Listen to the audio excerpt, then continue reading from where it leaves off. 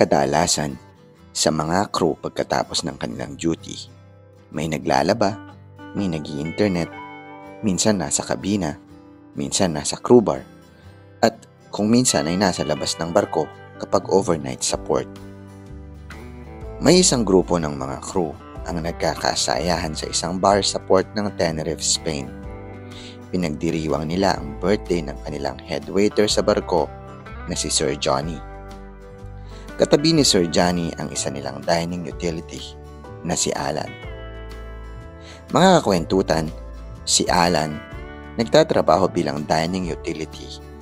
Nasa 5'4" ang height at katamtaman ng pangangatawan. Pero kita sa kanyang katawan na batak siya sa trabaho. Singkit ang kanyang mata na nakadagdag sa kanyang kagwapuhan.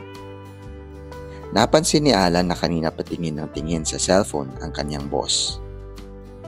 "Sir Johnny, kanina ka pa dyan tingin ng tingin sa CP mo. Sino ba ang kachat mo? Misis mo ba?" Tanong ni Alan. Hindi. Kachat ko yung pamangkin ko na nasa housekeeping department. Sinabi ko lang kung nasaan tayo kasi pupunta siya. Sagot ni Sir Johnny. May pamangkin ka pala, sir, sa housekeeping department?" Ani Alan. "Oo. I think kasabayan mo ata siyang nagbarko. Pang-6 na taon na niya rito." Aniya. "Sino siya, sir?" Tanong ni Alan. Si Ariel. Ilocano din katulad natin." Sagot ni Sir Johnny. Oo, kilala ko na. Nakasabayan ko siya sa interview." Ani Alan. Mga kakwentutan, habang nagkukwentuhan ang karamihan ay biglang may tumapik sa balikat ni Sir Johnny. "Sir Johnny, happy birthday po, sir." Nilingon ni Sir Johnny ang taong bumati sa kanya. "Oh, Ariel, nandito ka na pala."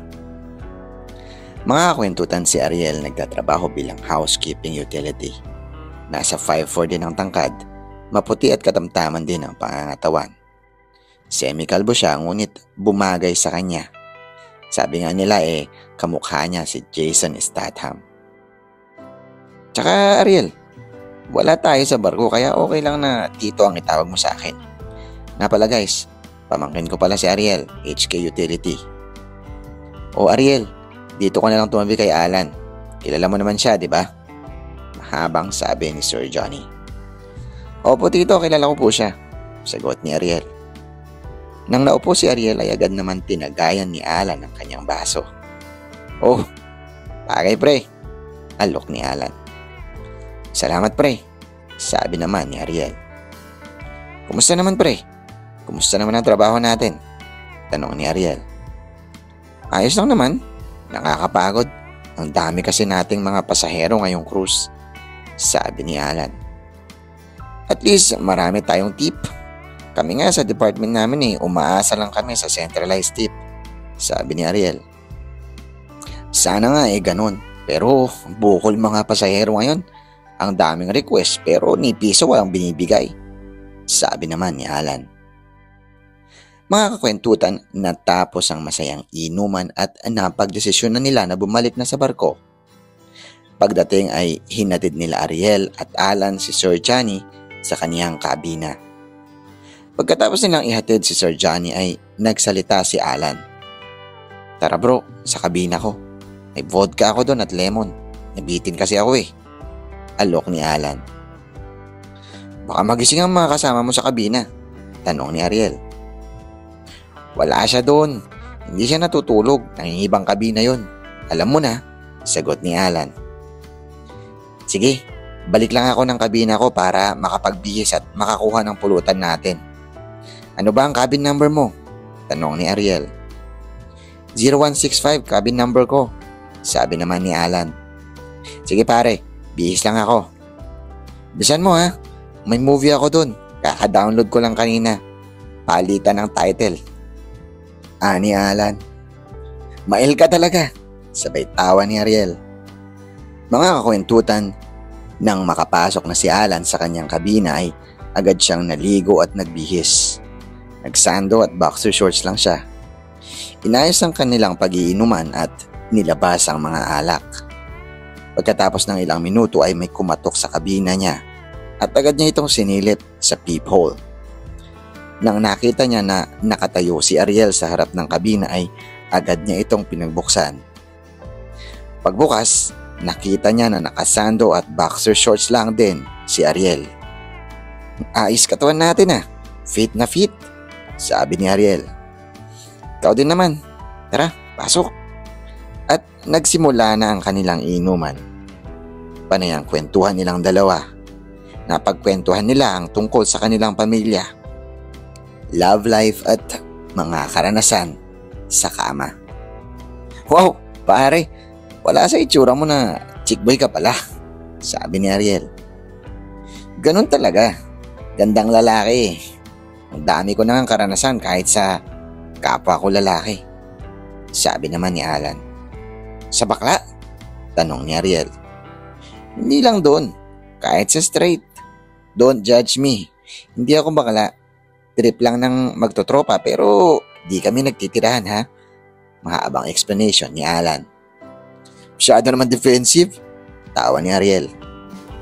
"Oh, panoorin na natin yung dinownload mo na movie," dagdag ni Ariel. Oo nga. Sige, ito na," sabi ni Alan.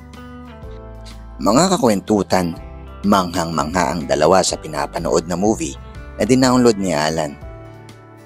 "Pre, parang ang lambot ng joga ng babae. Ang puti pa niya," ani Ariel. "Sabi ko naman sa'yo, magugustuhan mo yan," ani ni Alan. Patuloy silang nanunood habang umiinom ng vodka. Sa sobrang intense ng pinapanood ay halos mapuno ang baso ng kanilang iniinom, kaya naman ay mabilis silang nalasing. "Pucha pre, di ko na kaya. Sakit na ng puson ko," sabi ni Ariel. "Ako din pre. Tara, sabay tayo magpasabog," ani Alan. Sa sobrang kalasingan ay wala nang pakialam ang dalawa. Binaba nila ang kanilang suot na boxer short, sunod ang kanilang briefs. Bumugat sa kanila ang kanilang mga naghuhumindig na pagkalalaki. Parehas silang biniyayaan, mahaba at mataba. Parehas din silang trim. "Parehas pala tayo ng size pre. Oh, tingnan mo," sabi ni Alan. "Tingin nga." Sabay nilapit ni Ariel ang kanyang alaga sa alaga ni Alan. "Oo nga, magka-size nga," dagdag pa ni Ariel. Pinagdikit nilang dalawa ang kanilang mga alaga. Pinagkiskis na parang ginagawang espada habang nagtatawanan. Ibang sensasyon na ang naramdaman nila. Pakiramdam nila ay mas lalo silang nasasarapan sa ginagawa nila. Mga kakwentutan, nang nagsawa ay mas lalong pinagdikit ni Alan ang kanilang mga alaga na kanina pa matigas. Nagkatingin na ng dalawa. Napatingin si Ariel sa labi ni Alan. Ang nipis ng kanyang mga labi at mapula sa isip niya. Napatingin din si Alan sa labi ni Ariel.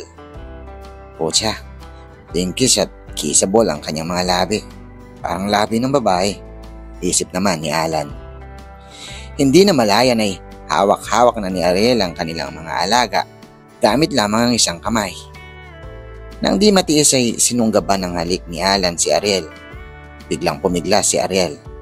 "Pre, di ako bakla," sabi ni Ariel. Pero iba na ang pakiramdam ni Alan. Gusto niyang kainin ang mga labi ni Ariel.